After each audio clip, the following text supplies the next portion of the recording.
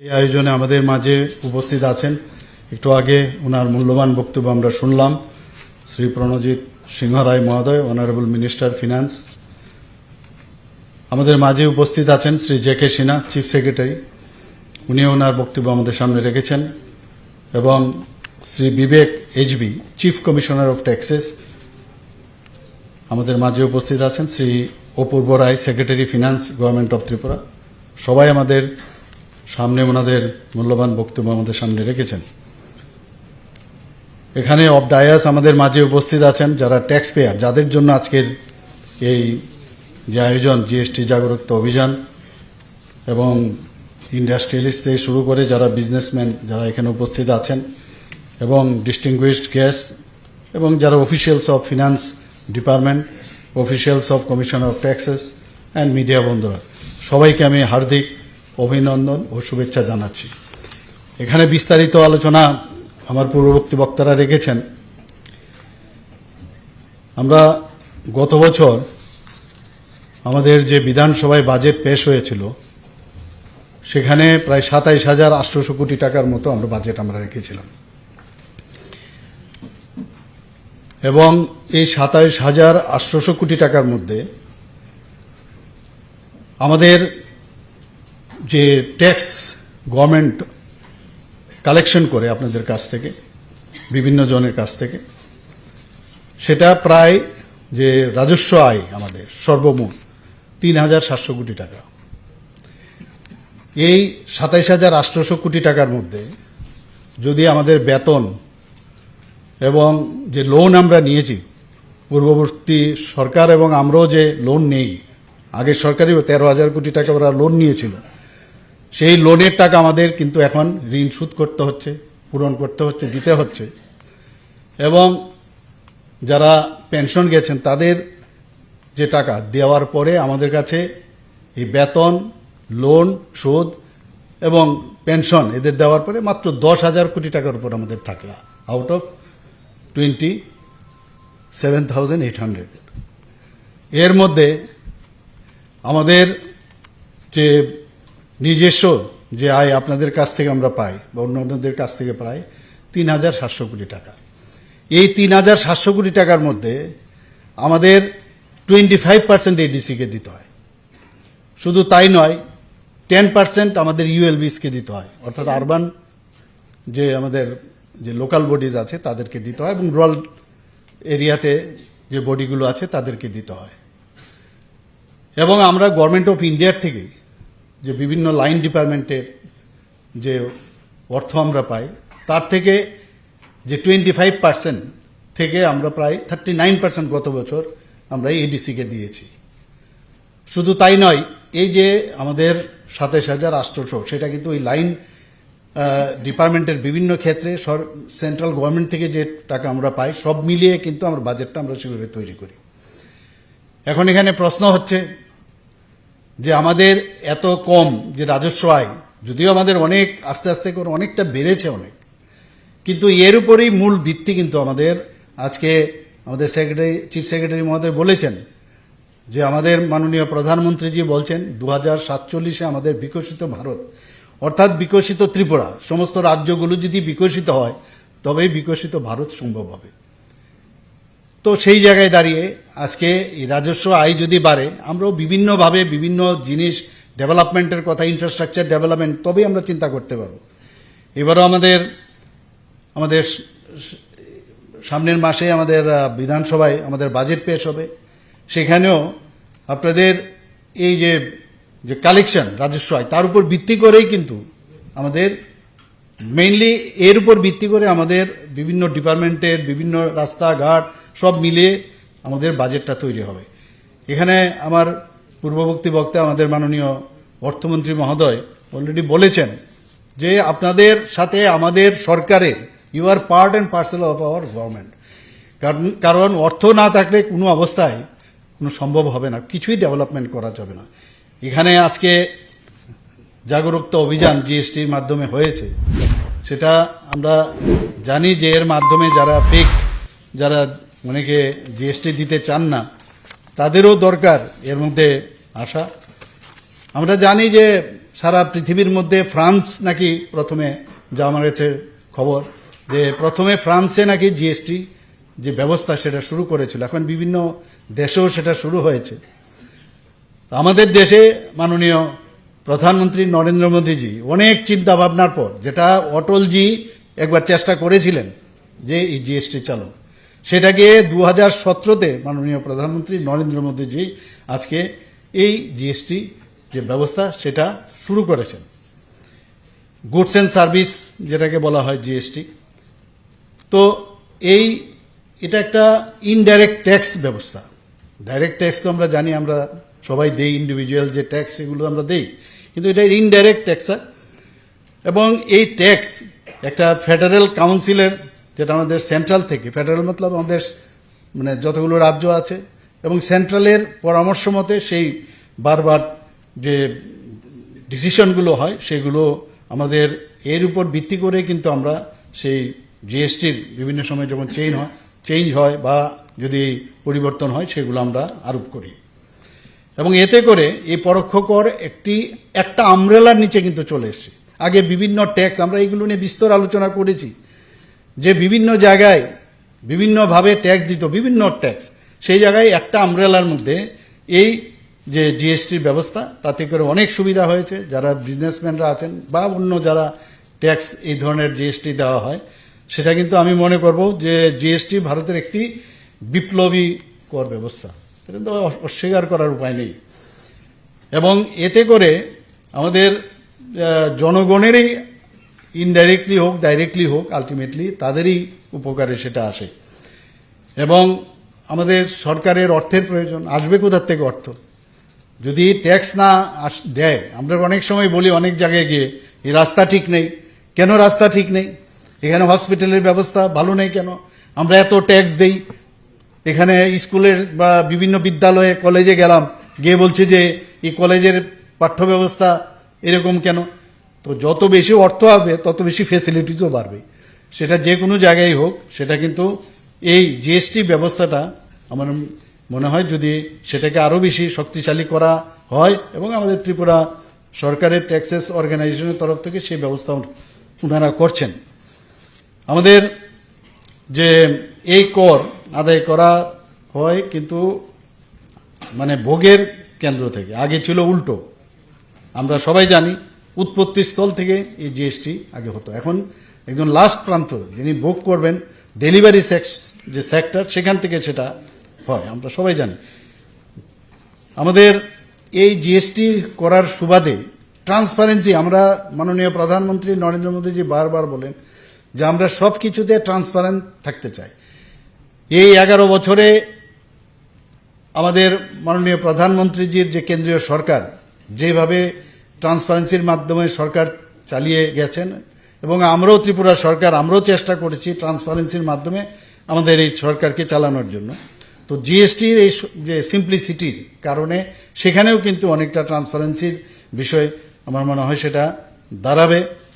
এবং আমরা জানি যে আগে কি হতো, বাইরের থেকে যখন গাড়ি আসতো, বিভিন্ন যদি আগরতলায় গাড়ি আসে আজকে জম্মু অ্যান্ড কাশ্মীর থেকে, আজকে যদি উত্তরপ্রদেশ থেকে আসে, বিভিন্ন জায়গার মধ্যে তাকে কর দিতে হতো বিভিন্নভাবে, বিভিন্ন জায়গায় বিভিন্ন রকম কর।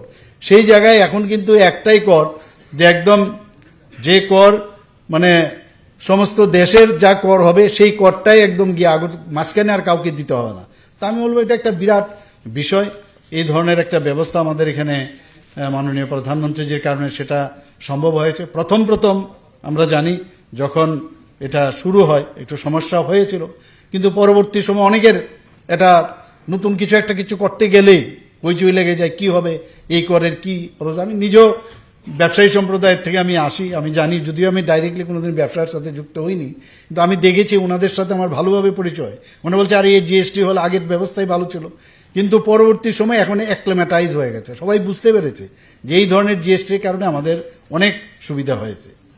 2000 মাননীয় আমাদের অর্থমন্ত্রী মহোদয় বলেছেন যে 2017-18 থেকে এখনের যে জিএসটি সংগ্রহ 2023-24-এ প্রায় 510 কোটি 70 লক্ষ টাকা এখন আমাদের সংগৃহীত হয়েছে। এটা বিরাট বিষয়।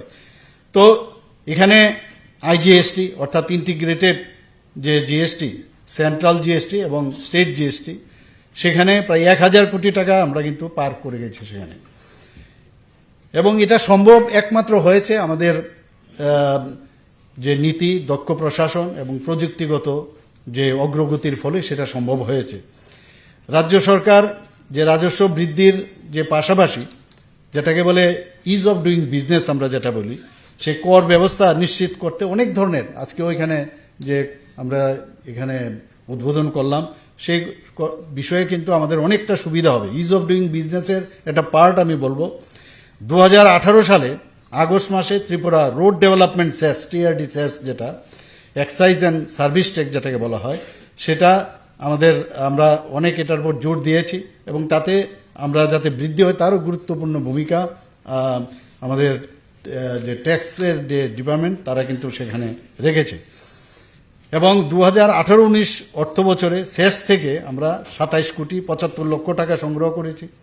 2023-24 অর্থ বছরে তা বৃদ্ধি পেয়ে আপনারা শুনে খুশি হবেন, প্রায় 374 কোটি 52 লক্ষ টাকা সেটা হয়েছে। এবং 2019 সালের অক্টোবরে ত্রিপুরা ইলেকট্রিসিটি ডিউটি, সেটা ট্যাড, সেটাও চালু করা হয়েছে, তাতে করেও আমাদের রাজস্ব অনেকটা বৃদ্ধি পেয়েছে।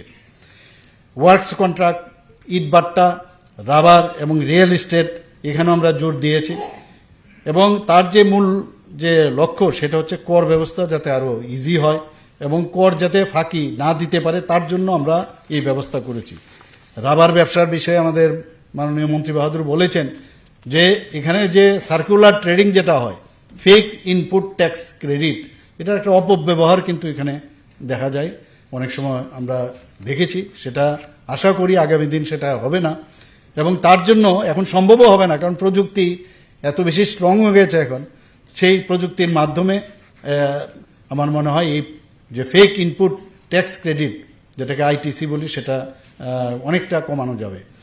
GST analytics and intelligent network, যেটাকে শর্ট ফর্মে গেইন বলা হয়, এবং এআইও কিন্তু এখন আমরা প্রযুক্তির মধ্যে নিয়ে এসেছি। তাতে করে অ্যানালিটিক টুলস এটা কিন্তু চালু হয়েছে এবং তাতে করে যারা জালিয়াতি করবে তাদের ক্ষেত্রে কিন্তু সহজ হবে না এবং আগামী দিন তাদের কিন্তু মানে আইনের আশ্রয় নিতে হবে তাদের। পাশাপাশি যারা ট্যাক্স ইন্টেলিজেন্স ইউনিট, যেমন ভুয়া রেজিস্ট্রেশন, নিবন্ধন ও সার্কুলার ট্রেডিংয়ের উপর সক্রিয় নজরদারি করছে। আমাদের এখানে এই ট্যাক্স ব্যবস্থাকে যাতে আরও শক্তিশালী করা যায়, আমরা বিভিন্ন পোস্ট আমরা ক্রিয়েট করেছি। Assistant commissioner of taxes, statistical officers, programmer, এর মতো এই নতুন নতুন পদ সৃষ্টি করার ফলে এই ট্যাক্সের কালেকশনের বিষয়ে অনেকটা নজরদারি বাড়ানো যাবে এবং কালেকশন সেটা বাড়বেও। আমি জিএসটি জ্ঞান কেন্দ্র যেটা আজকে আমরা চালু করলাম, এতে করে করদাতাদের ট্যাক্স ফাইলিংয়ের ক্ষেত্রে অনেক সহজ হয়ে যাবে আমি আশা করি। অনলাইন ট্যাক্স ক্লিয়ারেন্স সার্টিফিকেট, যেটাকে শর্ট ফর্মে টিসিসি বলা হয়, এই ব্যবসার জন্য কর সংক্রান্ত প্রক্রিয়া আরও সহজ হবে। চ্যাটবুট যে শব্দটা এসছে এখানে, এর ফলে যে অনলাইন কোয়ারি, আপনার অনেক জিনিস আমিও জানি না অনেক জিনিস, তো এই চ্যাটবুটের মাধ্যমে যারা করদাতা আছেন, কর্মকর্তারা আছেন, সাধারণ মানুষ, তার মধ্যেই এই অনেক কিছু জানতে পারবেন এবং তাদের অ্যাওয়ারনেস সম্পর্কেও সে একটা সুযোগ এই প্ল্যাটফর্মের মধ্যে আমরা পাবো। জিএসটি চালুর ফলে প্রাথমিকভাবে কর প্রদান, যে আমি যেটা বলছিলাম, কোভিডের সময় একটা সাংঘাতিক অসুবিধা হয়েছিল, চালু হয়েছে, পরবর্তী সময়ে কোভিডও এসছে, কিন্তু এতে করে আমাদের নেগেটিভ যে একটা প্রভাব সেটা পড়েছিল। কিন্তু এরপরে আমরা প্রশাসনের যে কার্যকর পদক্ষেপ, তার ফলে এই টিআরডি সেসের হার বৃদ্ধি করা হয়েছে, অর্থাৎ ত্রিপুরা রোড ডেভেলপমেন্ট সেস প্রায় 58% ইনক্রিজ হয়েছে।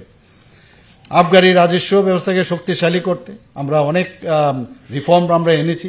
Add valorem excise duty system আমরা করেছি। এটা অ্যাকচুয়াল যে ভ্যালু অফ দ্য গুডস তার উপর ভিত্তি করে এই সিস্টেম চালু হয়েছে। এমআরপি ভিত্তিক এই কর ব্যবস্থা আমরা যখন আমরা শুরু করেছি, তাতে করে অনেক বেশি রাজস্ব আমাদের বৃদ্ধি হয়েছে।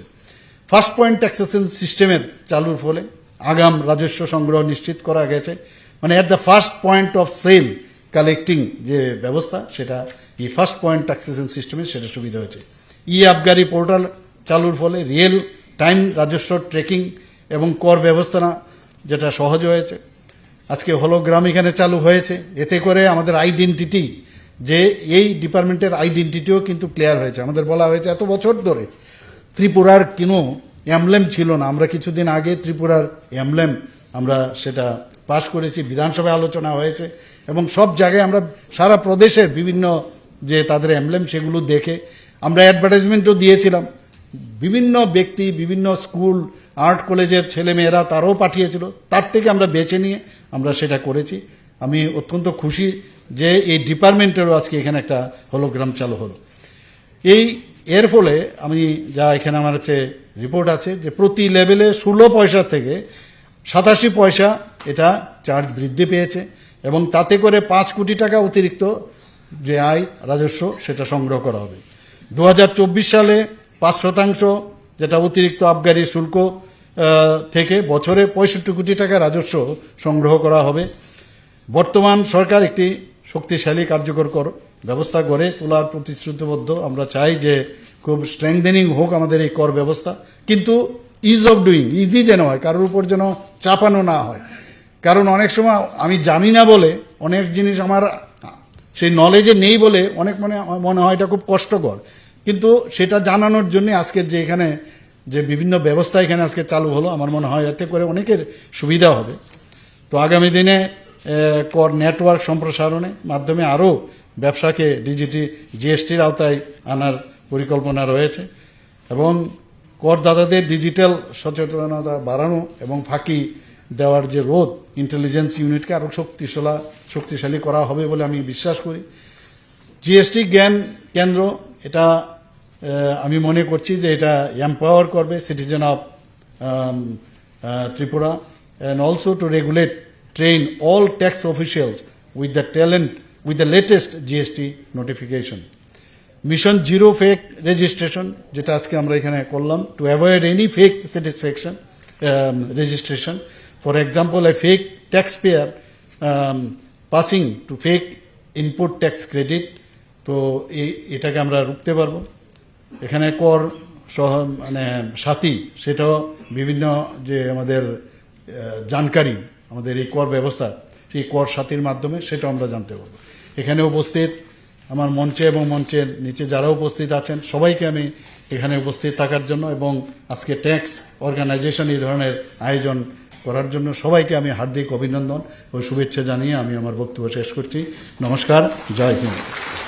Thank you so much, Honorable Chief Minister of our state, Tripura, Professor Dr. Manik Shahji.